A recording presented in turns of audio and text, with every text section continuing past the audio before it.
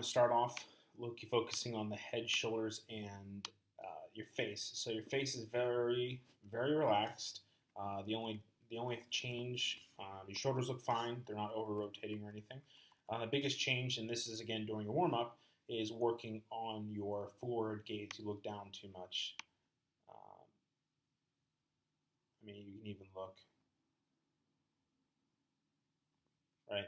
So obviously the picture's a little distorted, but you kind of get the idea of what I mean. If this is your eyes, you're kind of looking here, and you want to bring that chin up to start looking that way,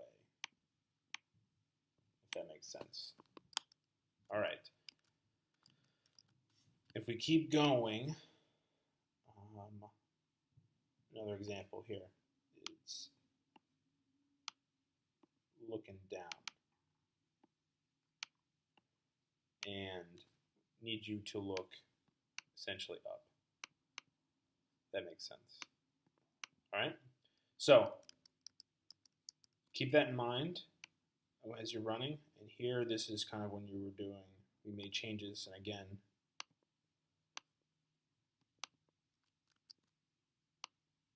you almost look like I kind of go from the ears to the eyes. You're probably right around here. And you want to be a little bit more. So just keep the head up and chest out. Actually changed your running form, and I had you work on leaning forward, and you can see you're at 10 degrees. So we measured this either at the toe off, which you're at, or a flat-footed position, vertical from the hips to the ears. And you want to be around 5 to 9 degrees. So here is where we did and updated your running form. Here is showing before, when you were kind of warming up. You can see you went from 4 degrees to about 9, 10 degrees. So what you were doing was actually perfect, quote unquote perfect. But as you can see, you're much more behind. All right, this is the flat-footed position. And as we go forward, here's the toe off.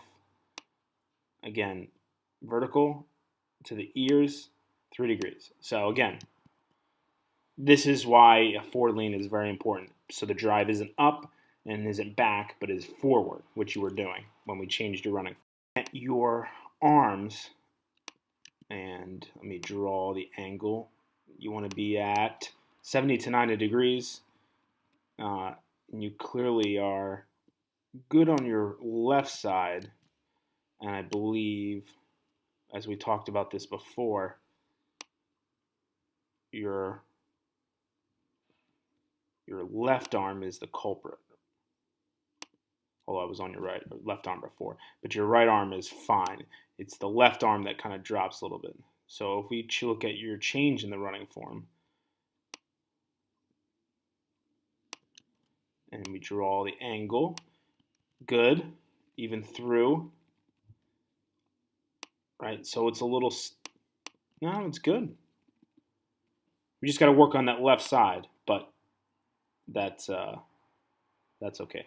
Now, when you are doing strides, you can see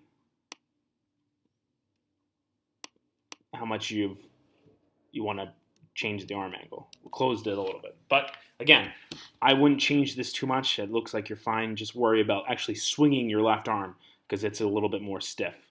Or hip to knee, which is the knee, not knee extension, but the hip extension, right? Which is the rear movement of the leg. The ideal range is 24 to 30. We talked about this before, how you want a more extension in the leg.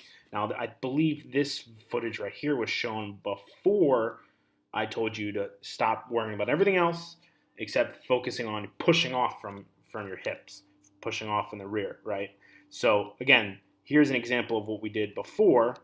And if I move it up to, this is your strides.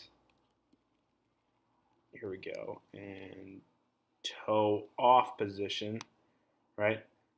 I would say that's perpendicular.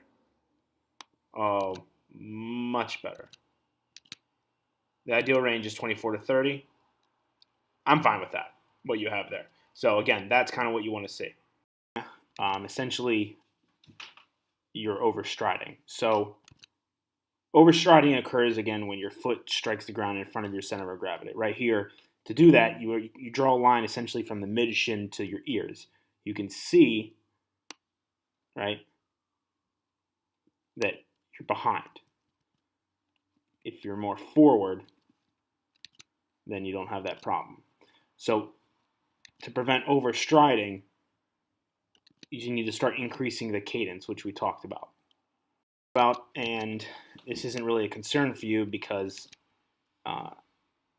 it doesn't really matter. But in your leg recovery, a slightly bent leg is going to require less power to bring the leg through during the recovery phase of your run stride. Now, again, the faster you run, the higher your heel lifts, right? So you can see this heel, right, is how high, and the knee bent. Now, if we look and compare that to your warm-up, right, you're not really bringing that up. Now, again, we're not looking for you to be bringing the knee, like here, like that, right? That's not what I want to see. But I just want to point it out because the best runners have a low limber gait with a relaxed leg recovery. So you don't need to be exaggerating that heel lift, but it's something to be conscious of when you start to run and pick up your pace, okay? Review, again, you can clearly see when we look at your running pace for your warm-up, and then when we start looking at your running pace for when you changed, which is when you took your jacket off. And you can clearly see that I know you're focusing more on your midfoot. Here is your strides, but again, you can definitely see that you're focusing more on using your strides. Again, so look at increasing your cadence to 90 steps per minute for one foot, or 180 steps for both, how many steps in a minute. And I think you're definitely going to reduce your injury. Focus on stretching the calves, as we talked about, and you'll definitely make a full recovery from injury. All right, I'll talk to you, and we'll be revisiting these videos again in about 3 months.